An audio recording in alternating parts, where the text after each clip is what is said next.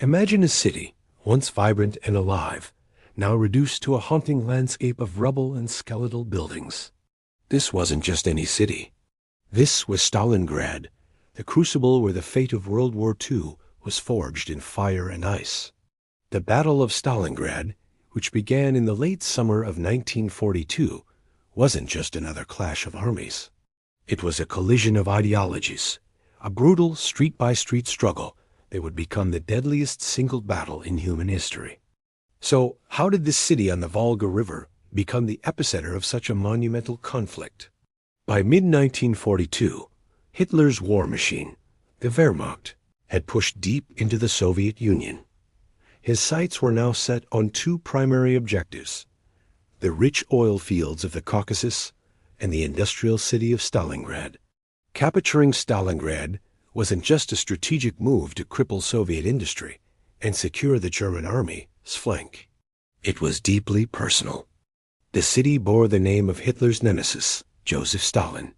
Taking it would be a massive propaganda victory, a symbolic blow to the heart of the Soviet regime.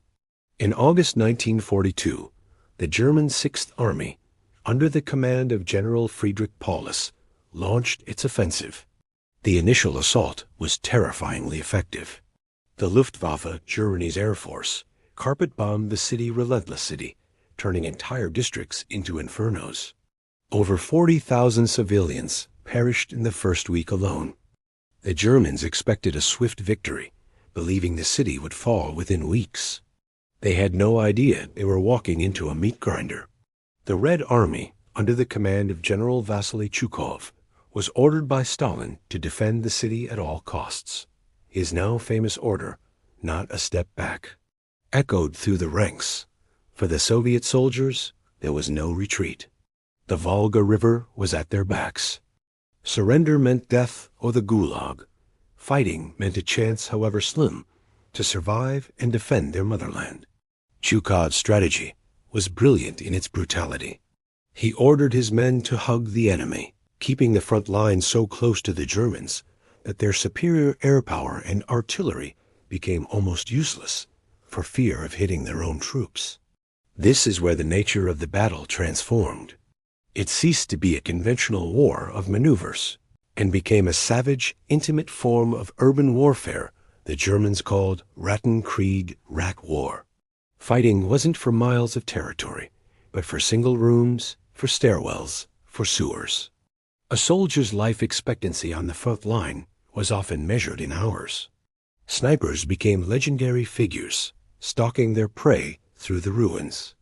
Vasily Zaitsev, a name you might recognize, became a symbol of Soviet resistance, a ghost in the rubble, picking off German officers one by one.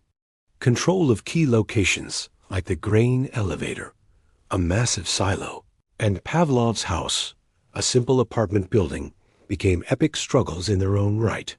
A handful of Soviet soldiers, led by Sergeant Yakov Pavlov, held their fortified apartment building for nearly 2 months against relentless German assaults.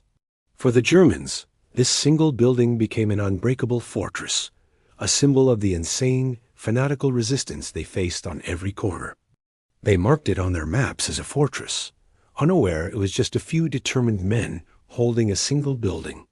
As autumn turned to winter, the German advance slowed to a crawl. They controlled over 90% of the city, but that last 10% was a bloody nightmare. The fighting was house to house, floor to floor. The once mighty Sixth Army was being bled white in the ruins. And then the infamous Russian winter arrived. General Winter, as it's often called, became the Soviets' greatest ally. Temperatures plummeted to minus 30 degrees Celsius. German soldiers, still in their summer uniforms, froze to death in their foxholes. Their equipment seized up, their tanks wouldn't start, and their supply lines, already stretched thin, were completely inadequate for a winter campaign. While the Germans were freezing and starving inside Stalingrad, the Soviet High Command was preparing a masterstroke. On November 19, 1942, they launched Operation Uranus. 2 massive Soviet pincers slammed into the weak and poorly equipped Romanian and Italian armies guarding the flanks of the German Sixth Army. The German commanders had been warned about a potential Soviet counterattack, but their concerns were dismissed by the high command. Within just 4 days, the trap snapped shut. General Paulus and his entire Sixth Army, over 250,000 men, were completely encircled. Hitler, in a fit of delusional rage, forbade Paulus from attempting a breakout. He promised that the Luftwaffe would supply the trapped army from the air. This air bridge was a catastrophic failure. The Air Force simply didn't have the capacity, and Soviet anti-aircraft fire and fighters took a heavy toll on the transport planes. Inside the Kessel, or cauldron, as the Germans called the pocket, conditions became hellish. Starvation, disease, and the biting cold killed more soldiers than combat did. Men were reduced to eating horses, dogs, and eventually each other. A German relief attempt, Operation Winter Storm, was launched in December, but it was stopped miles short of the city. The fate of the Sixth Army was sealed. By late January 1943, the Soviets had squeezed the pocket, splitting the remaining German forces in two. On January 31st, a demoralized and starving General Paulus, whom Hitler had just promoted to Field Marshal in a bizarre attempt to encourage him to fight to the last man, surrendered. A Field Marshal had never been captured alive before. A few days later, the last pockets of German resistance fell silent. Of the nearly 300,000 soldiers of the Sixth Army trapped in Stalingrad, only about 91,000 survived to be taken prisoner. And of those, due to the horrific conditions of the Soviet POW camps, only around 5,000 would ever see Germany again.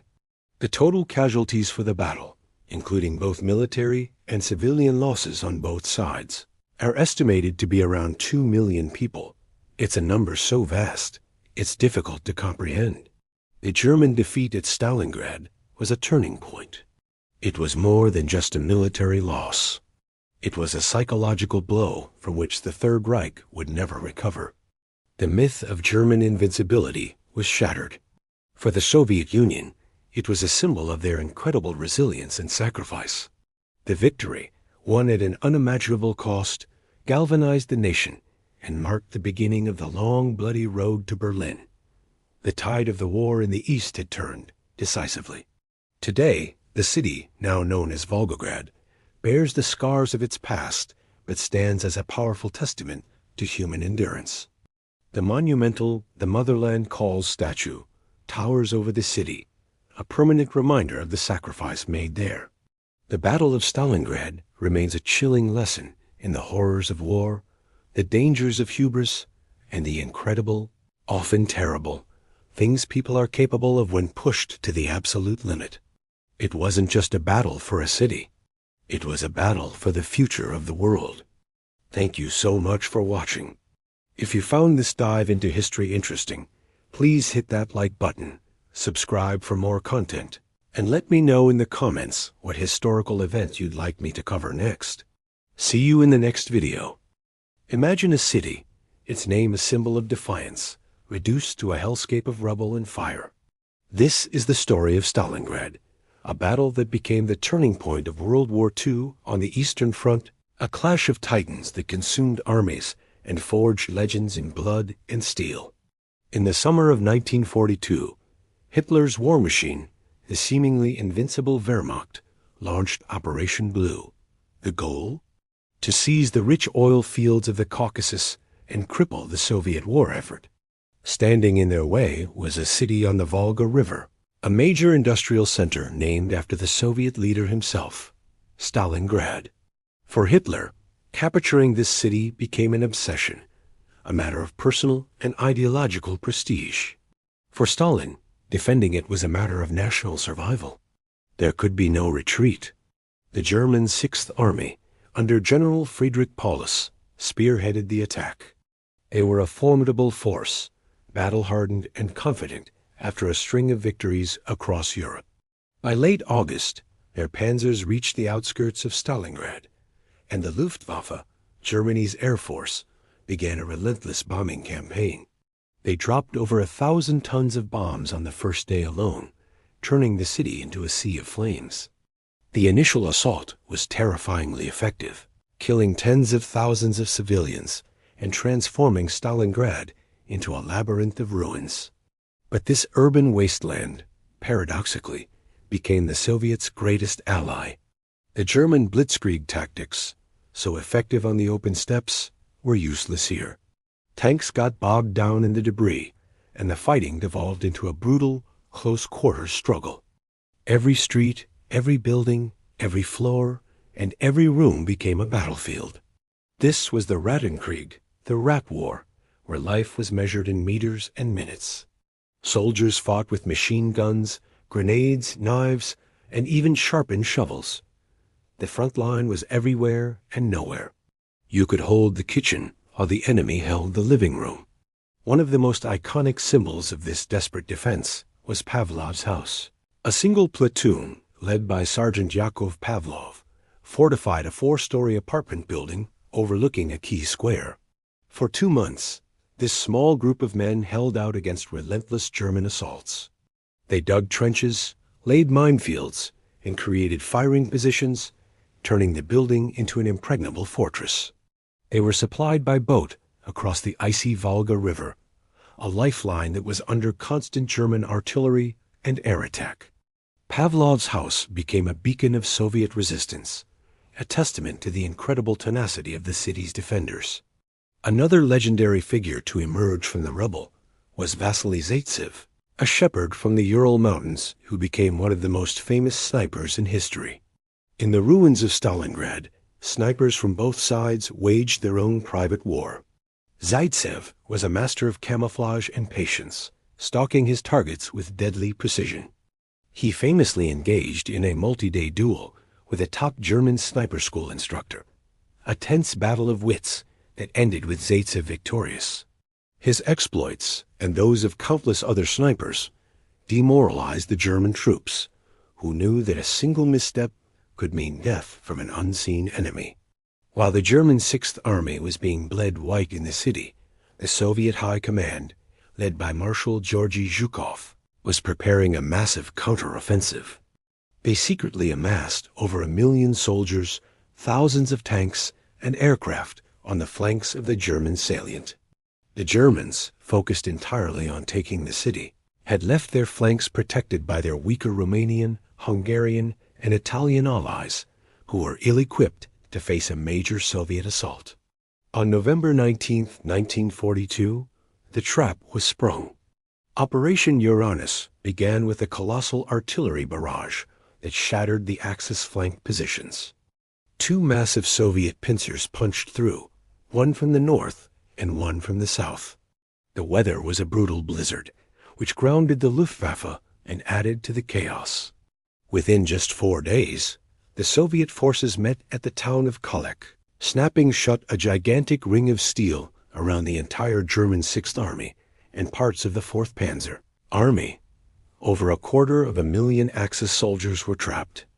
General Paulus, realizing his desperate situation, pleaded with Hitler for permission to break out. Hitler, in a fateful decision, refused. He was assured by Hermann Göring, the head of the Luftwaffe, that the trapped army could be supplied entirely by air. This air bridge was a catastrophic failure. The Luftwaffe lacked the transport planes, the weather was horrendous, and Soviet air defenses were formidable. Instead of the hundreds of tons of supplies needed each day, only a trickle got through. Inside the pocket, or Kessel, conditions became a living nightmare. Winter set in with a vengeance, with temperatures plunging to -30 degrees Celsius. The German soldiers, still in their summer uniforms, froze to death in their foxholes. Food ran out. They ate their horses, then dogs, cats, and rats. Ammunition became scarce. Frostbite, typhus, and dysentery ran rampant. The once proud Sixth Army was reduced to a starving, freezing, and demoralized mob. The Soviets, meanwhile, relentlessly squeezed the pocket, capturing airfields and tightening their grip. By January 1943, the end was near. The Soviets launched Operation Ring, the final annihilation of the trapped army. They split the Kessel in two and offered Paulus terms of surrender. Hitler again forbade it, instead promoting Paulus to field marshal. It was a cynical move. No German field marshal had ever surrendered, and Hitler expected Paulus to fight to the last man or take his own life. But Paulus chose survival. On January 31st, 1943, with Soviet troops overrunning his headquarters in the basement of a department store, he surrendered. The last pockets of German resistance fell 2 days later. Of the nearly 300,000 soldiers trapped in the Kessel, only about 91,000 were left to surrender. And of those, only around 5,000 would ever see Germany again, the rest perishing in Soviet POW camps. The Battle of Stalingrad was over. The cost was staggering. The total casualties for both sides are estimated to be around 2 million people, making it one of the bloodiest battles in human history. The city was completely destroyed. But the victory was a monumental turning point. It shattered the myth of German invincibility and marked the beginning of the end for the Third Reich on the Eastern Front. From Stalingrad, the Red Army began its long, brutal march westward, a march that would end in the ruins of Berlin 2 years later. The story of Stalingrad is more than just a military history. It's a story of incredible human suffering, unbelievable courage, and the sheer will to survive against all odds. It reminds us of the terrible price of war and the unbreakable spirit of those who defend their homeland. Thank you so much for watching. If you found this story as fascinating as I do, please hit that like button, subscribe for more epic history, and let me know in the comments what battle you'd like to see covered next. See you in the next video.